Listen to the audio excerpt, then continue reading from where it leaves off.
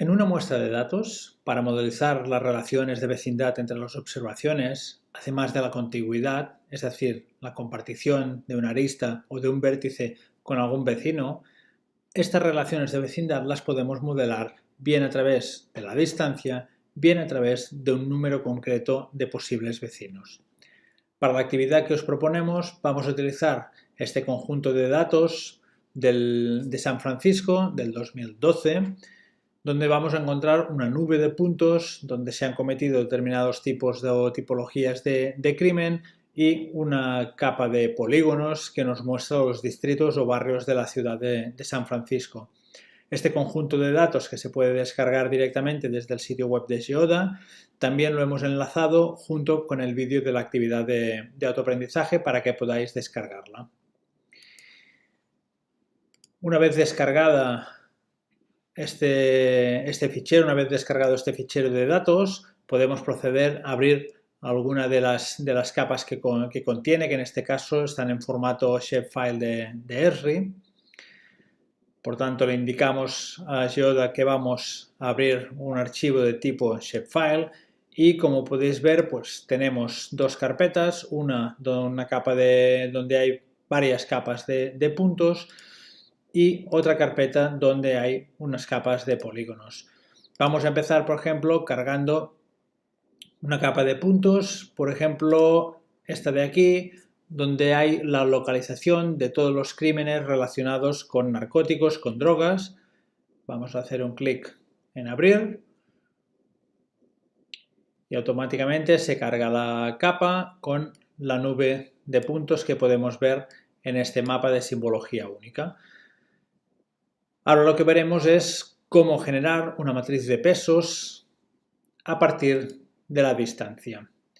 En primer lugar, hay que abrir el gestor de pesos y crear un nuevo archivo de pesos.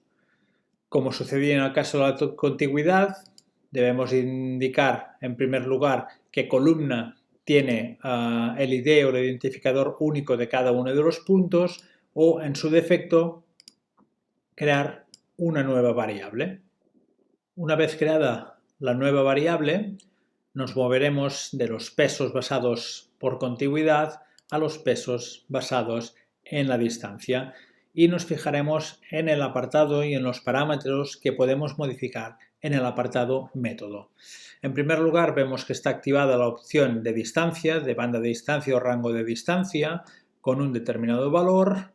un deslizador que nos permite modificar este valor de aquí. También podemos hacerlo a través del teclado, tecleando el valor de distancia que queramos considerar, y podemos activar o mantener desactivada la opción de utilizar el inverso de la distancia o el inverso, por ejemplo, de la distancia al cuadrado.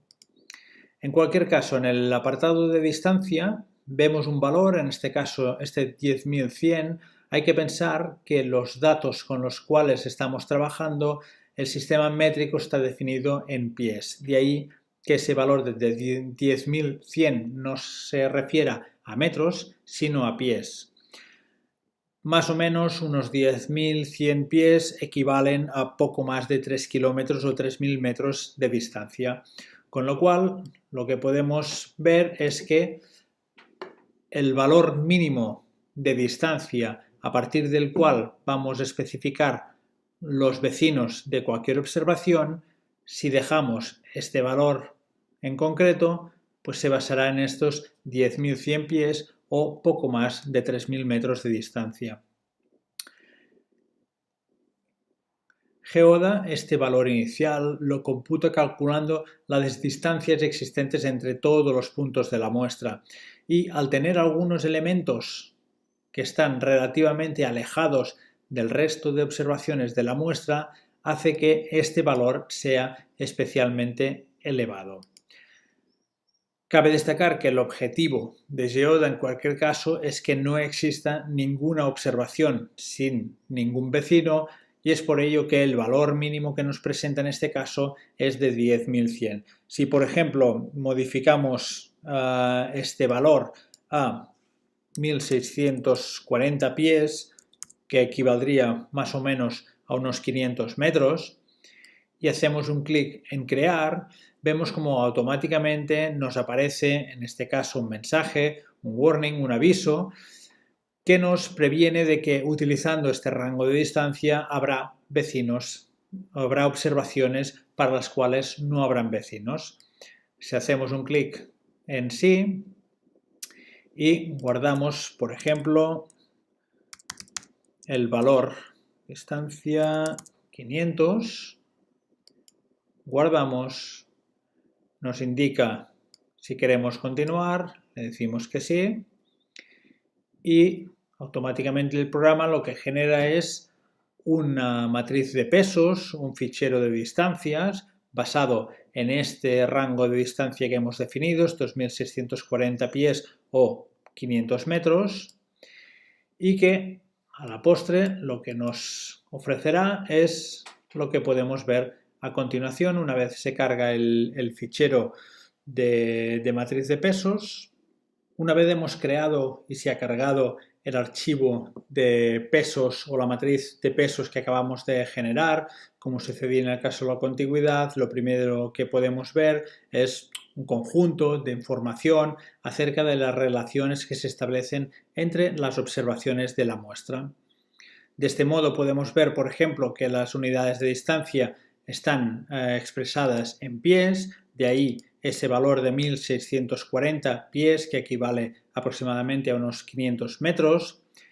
Nos indica que hay 3.897 observaciones, de las cuales como mínimo una no tiene vecino alguno, mientras que como mínimo una de las observaciones cuenta con 1.439 vecinos. El promedio de vecinos es de 550 observaciones o 550 vecinos por observación y la mediana se encuentra alrededor de los 258. Este es, por lo general, el problema con el cual nos podemos encontrar cuando definimos una matriz de pesos basados en la distancia, que vamos a tener observaciones sin vecinos y observaciones con un número especialmente elevado de vecinos. Esto es especialmente así o se da especialmente en el caso de que dentro de nuestra muestra tengamos observaciones que están relativamente alejadas o que tengamos las observaciones repartidas de manera más o menos esparsa por toda la muestra. Esta concentración, por ejemplo, de observaciones de aquí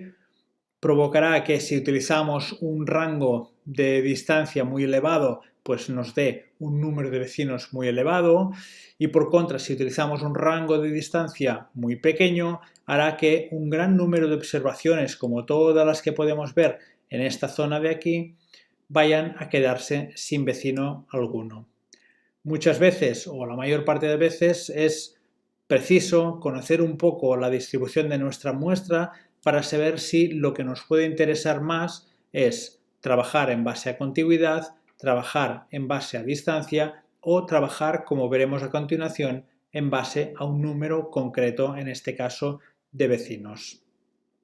Esto que estamos comentando se ve mucho más claramente si activamos el mapa de conectividad, en el cual si nos desplazamos, pues vamos a ver las observaciones, cada una de las observaciones seleccionadas que se muestra de color rojo con el contorno rojo y con los vecinos que se corresponden al rango de distancia que hemos definido. Por tanto, dentro de un radio de 500 metros alrededor de cada una de las observaciones se hace o se establece una relación de vecindad. Por supuesto, si seleccionamos estas observaciones que quedan un tanto alejadas del resto de observaciones, pues serán estas para las cuales no tenemos relación de vecindad alguna. Podemos constatarlo cargando, por ejemplo, el mapa, en este caso de conectividad o el gráfico de conectividad, en el cual se van a mostrar ahora todas estas relaciones a través de unos vectores.